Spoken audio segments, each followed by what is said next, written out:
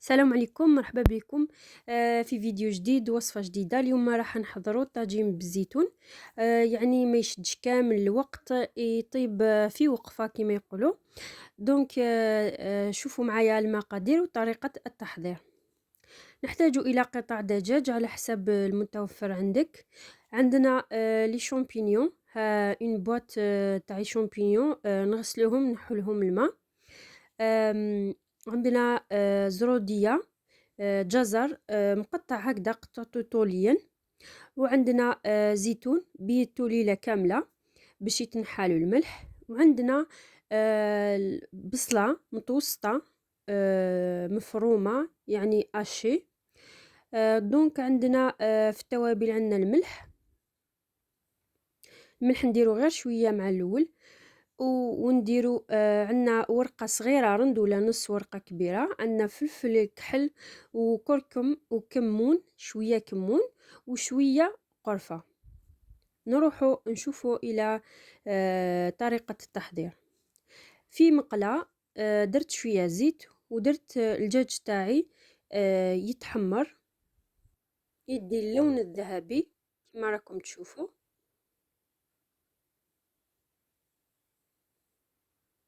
هكذايا. كي يطيب من الجهة التحتانية نقلبو على الجهة الأخرى هكذا باش يتحمر لنا، باش يعطي بنا للطاجين تاعنا. نزيد البصل كما راكم تشوفوا. هاد البصل هو اللي راح يخثر المريقة تاعنا. دونك نخليوه كما نقولوا يتحمر شوية مع الدجاج هكذا.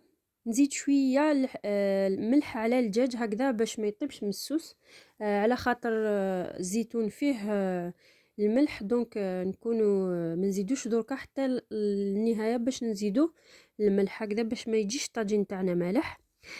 زدنا التوابل وزدنا كلش على ضربه، يعني هذا الطاجين ما يشدش كامل الوقت ويجي بنين بزاف بزاف. اذا زدنا شامبينيون، زدنا زروديه والزيتون تاعنا. نبقاو نقليو فيهم هكذا باش هذيك التوابل كامل تدخل في المكونات الاخرين. نرجعوا له الغطاء ومنين داك نقلبوا فيه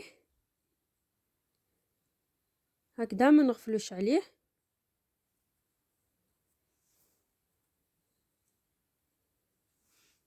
ونبقاو نحمروا هكذايا. هنايا شوفوا شوفوا البصل تاعنا بدا يتعسل. دونك هنايا نمرق قسمه، نغطي الدجاج برك ونمرق في الطرف، ما نمرقش هذاك فوق الدجاج باش ما تروحلوش البنه تاعو هكذا برك. وندير له الغطام ونخليه يطيب. هاوليك الطاجين تاعنا بعد ما طاب. هنا تحبوا تجيبوا هذاك الدجاج تحمروه شويه في مقله هكذا باش يجيب بنين كثر. انا راح نحمره غير شويه ونقدمه في طبق التقديم كما راكم تشوفوا. تاع الصح يعني جا بنين هايل. نتمنى انكم تجربوا هذه الوصفه. ولا عجبتكم هذا الفيديو وشفتوا انها تستاهل جيم واشتراك، ما عليكم غير تشتركوا في القناه وما راحش تندموا.